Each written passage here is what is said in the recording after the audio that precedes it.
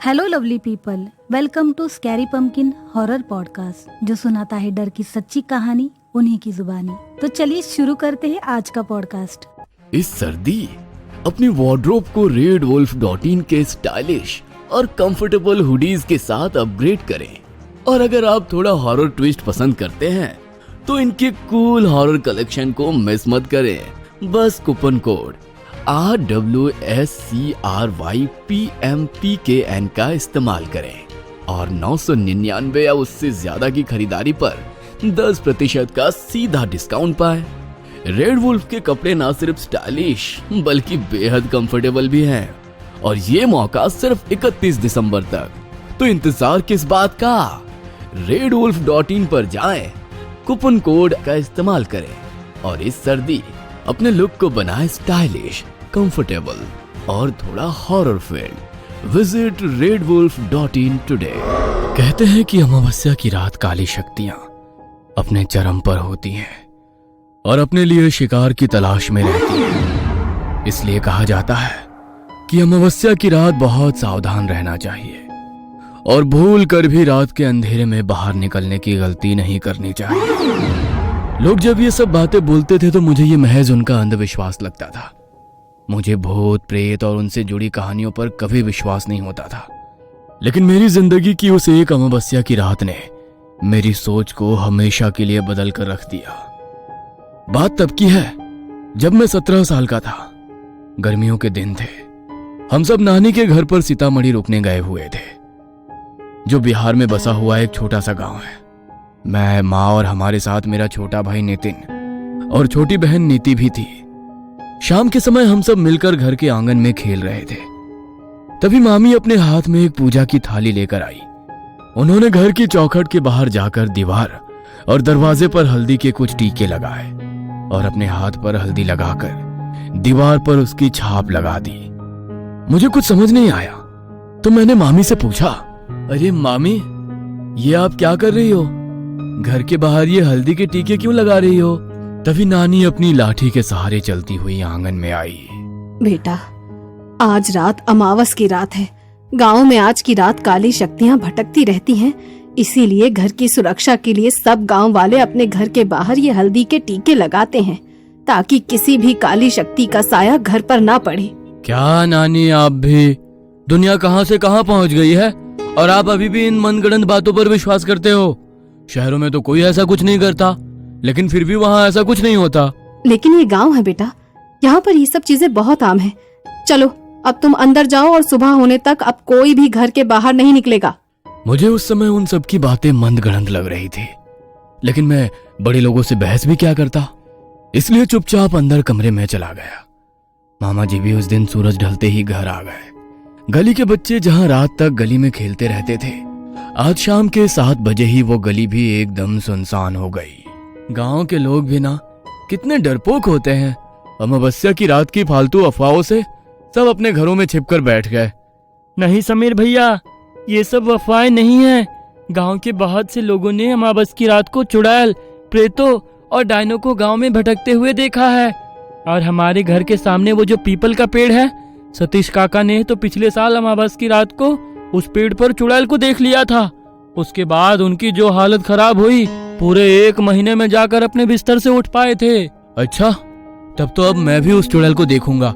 मैं भी तो देखूं वो चुड़ैल तुम्हारे गांव वालों को ही दिखाई देती है या मुझे भी दिखेगी। आज रात में छत पर सोऊंगा और देखूंगा कि मुझे कोई चुड़ैल दिखती है या नहीं। वीर मेरे मामा जी का बेटा था।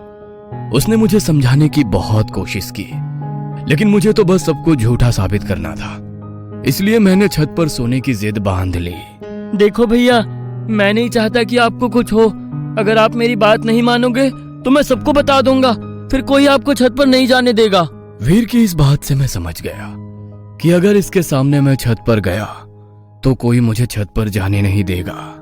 अच्छा ठीक है, नहीं जाऊंगा मैं छत पर, तू निश्चिंत रह। मैंने वीर को ऐसा विश्वास दिलाया और उसके साथ कमरे में जाकर सोने की एक्टिंग करने लगा। उसी कमरे में हमारे साथ मेरा छोटा भाई नितिन भी सोया हुआ था। थोड़ी देर बाद वो दोनों बातें करते करते गहरी नींद में सो गए। मैंने अपना फोन लिया और चुपके से दबे पांव सीढ़ियों से होता हुआ एक चटाई लेकर छत पर चला गया। मैंने छत पर चटाई बिछाई और उस पर लेट गया। मेरा चेहरा गली की तरफ था। छत पर जो 4 दीवारें बनी हुई थी उसमें बहुत सारे खाने बने हुए थे, जैसे अक्सर पहले के घरों में बने होते थे, जिससे बाहर का नजारा बिल्कुल साफ दिखाई देता था। रात अमावस्या की थी तो चांद की कोई रोशनी नहीं थी, लेकिन घर के सामने जो पीपल का पेड़ था उसके नीचे बहुत सारे दिए जले हुए थे, जिन्हें गली मोहल्ले के लोगों ने ही जलाया था। मैं बहुत देर तक एकटक उसी पीपल के पेड़ की तरफ देखता रहा, लेकिन मुझे कुछ भी दिखाई नहीं दिया। तो मैं बोर होकर अपने फोन में गेम खेलने लगा। मुझे छत पर आए लगभग 1 घंटा बीत गया था। रात के लगभग 1:30 बज गए थे। मुझे हल्की हल्की ठंड लगनी शुरू हुई तो मैंने सोचा कि नीचे चला जाता हूं। मैं चटाई से उठने ही वाला था कि तभी मुझे लगा कि मेरे पीछे से अभी अभी कोई चल कर गया है। मुझे लगा कि शायद नीचे किसी को मेरे छत पर होने का पता चल गया है और शायद मामा जी मुझे बुलाने के लिए छत पर आए हैं। मैं पीछे मुड़ा, लेकिन देखा कि छत पर तो कोई है ही नहीं। तभी मुझे फिर से लगा कि इस बार फिर से कोई तेजी से चलता हुआ मेरे पीछे से गुजरा है। मैं जैसे ही पीछे मुड़ा तो मुझे लगा कि अभी यहां पर कोई था जो अचानक से कहीं गायब हो गया। मैं हक्का बक्का डर गया। मेरे दिल की धड़कन भी तेज हो गई थी। एक बार तो मैंने सोचा कि मैं नीचे चला जाऊं। मेरी वहां से हिलने की भी हिम्मत नहीं हो रही थी, लेकिन फिर भी मैं हिम्मत करते हुए उठने के लिए मुड़ा। तभी मेरी नजर सामने की सीढ़ियों पर पड़ी। अंधेरे में कुछ साफ दिखाई तो नहीं दिया, लेकिन मैं जानता हूं कि वहां पर कोई खड़ा था। वो कोई परिवार वाला नहीं था। अपने चेहरे पर हाथ रखकर वो अपनी हंसी दबाने की कोशिश कर रहा था, लेकिन उसकी हंसी की एक भयानक आवाज धीमी धीमी मेरे कानों में पड़ रही थी। उसे देखकर मेरे रोंगटे खड़े हो गए। मैं इस हद तक डर चुका था कि मुझे ऐसा लग रहा था जैसे मेरी मौत आज मेरे सामने खड़ी है। मैंने डर के मारे अपनी आंखें बंद कर ली और धीरे धीरे मेरे कानों में पड़ रही वो हंसी की आवाज भी शांत हो गई। मुझे लगा कि वो मेरा वहम था, इसलिए मैंने हिम्मत करते हुए अपनी आंखें खोली। तो एक बेहद भयानक आदमी जिसका चेहरा बहुत ज्यादा डरावना था और उसके शरीर पर सिर्फ एक फटा हुआ कपड़ा लिपटा हुआ था। वो ऐसा लग रहा था मानो किसी ने कब्र से खोदकर किसी के मुर्दे को बाहर निकाला हो। वो बहुत तेजी से मेरी तरफ हवा की गति से दौड़ता हुआ आया और मेरे शरीर से आर पार हो गया। डर के मारे जो मेरा हाल था वो मैं बयां भी नहीं कर सकता। मैं समझ में नहीं पा रहा था कि मेरे साथ अभी अभी ये क्या हुआ कि तभी फिर से मुझे अपने पीछे से उसी की हंसी की आवाज सुनाई दी। मैं इतना डर चुका था कि अब फिर से पीछे की तरफ भी देखने की हिम्मत नहीं हो रही थी कि तभी वो आवाज धीरे धीरे तेज होने लगी, मानो वो बढ़ता हुआ मेरी तरफ ही आ रहा था। मैंने जरा सी गर्दन घुमाई तो वो बिल्कुल मेरे बगल में बैठा हुआ मुझे ही घूर रहा था। मैंने बहुत जोर से चिल्लाने की कोशिश की, लेकिन मेरी आवाज मेरे गले में ही दबकर रह गई। तभी वो उठा और छत की दीवार की तरफ भागता हुआ छत से नीचे कूद गया। इससे पहले कि मैं इस सदमे से उभर पाता, तभी मुझे गली की तरफ से पायलों की आवाज सुनाई दी। मैंने मुड़कर गली की तरफ देखा तो मेरा ध्यान सीधे पीपल के पेड़ पर पड़ा। मैंने जो उस रात अपनी आंखों से देखा वो मैं कभी भूल नहीं सकता। पीपल के पेड़ से लटकी हुई एक चुड़ैल मेरी ही ओर देख रही थी। वो मेरी ओर देखकर बहुत ही भयानक तरीके से हंसी। तभी मैंने देखा कि पड़ोस में रहने वाले मेरे मामा जी के दोस्त सतबीर सिंह अपनी साइकिल पर आ रहे थे। शायद वो कहीं काम से गए थे और काम से लौटने में उन्हें बहुत देर हो गई थी। वो अपने घर की तरफ बढ़ रहे थे, लेकिन बहुत घबराए हुए थे। तभी वो साइकिल चलाते हुए उसी पीपल के पेड़ के पास पहुंचे। मैंने देखा कि अब वो चुड़ैल वहां पर नहीं है, पर सतबीर मामा जी को वहां पर देखकर मेरी रूह कांप रही थी। मैं जानता था कि वो मामा जी को नुकसान जरूर पहुंचाएगी। मैंने डर के मारे कुछ पलों के लिए अपनी आंखें झपका ली, लेकिन जब दोबारा आंखें खोलकर देखा तो ना तो वहां पर सतबीर मामा जी थे और ना ही वो चुड़ैल पेड़ पर लटकी हुई थी।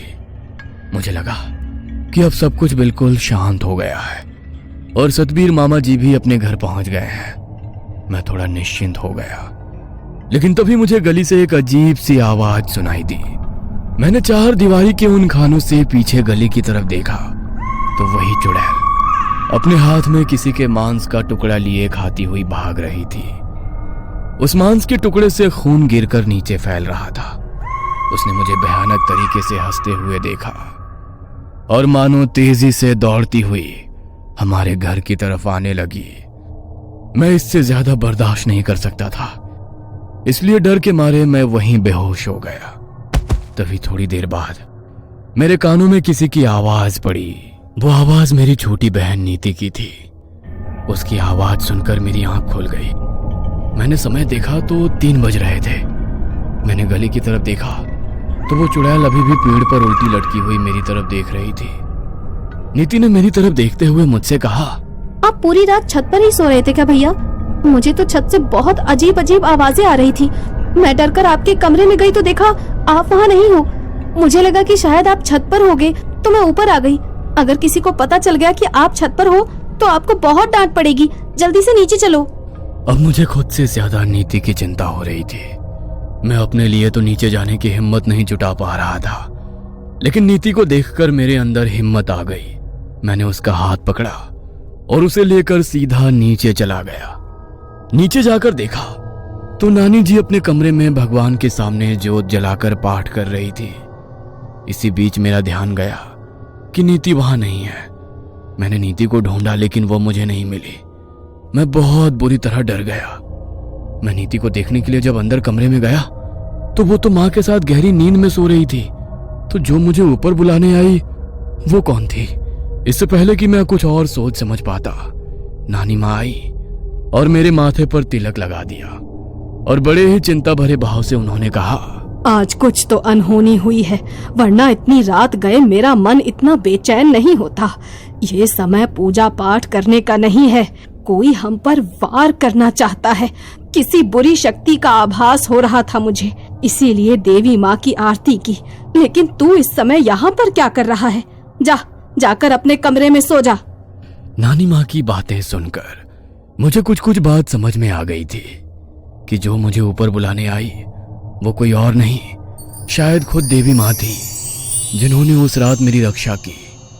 मैं सीधे नानी माँ के कमरे में गया और देवी माँ के सामने जल रही ज्योति के सामने अपना सर झुकाया। मेरी आंखों से आंसू बह रहे थे। आज शायद मेरी जिंदगी की आखिरी रात थी, लेकिन भगवान ने मुझे बचा लिया। मैं बहुत डरा हुआ था। मैं सीधे अपने कमरे में गया और अपने छोटे भाई नितिन से लिपट कर सो गया। अगले दिन सुबह जब मेरी आंख खुली तो पड़ोस से लोगों के रोने की आवाज आ रही थी। तब मुझे पता चला कि कल रात सतबीर मामा जी चल बसे और उनका पार्थिव शरीर उसी पीपल के पेड़ से लटका हुआ मिला। यह सुनकर मेरे रोंगटे खड़े हो गए और मुझे पूरा यकीन हो गया कि कल रात मैंने जो देखा वो कोई मेरा भ्रम नहीं था।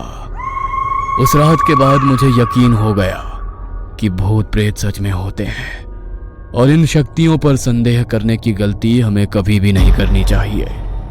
मैं उस रात के बाद फिर कभी अमावस्या के समय अपने नाना जी के गांव नहीं गया, लेकिन अभी भी जब भी कभी मैं वहां पर जाता हूं तो वही अमावस्या की रात मेरी आंखों के सामने घूमने लगती है। आज भी गांव में अमावस्या की रात को काली शक्तियां भटकती हैं और जो उनकी चपेट में आ जाता है वो उन्हें हमेशा के लिए अपने साथ ही लेकर चली जाती हैं।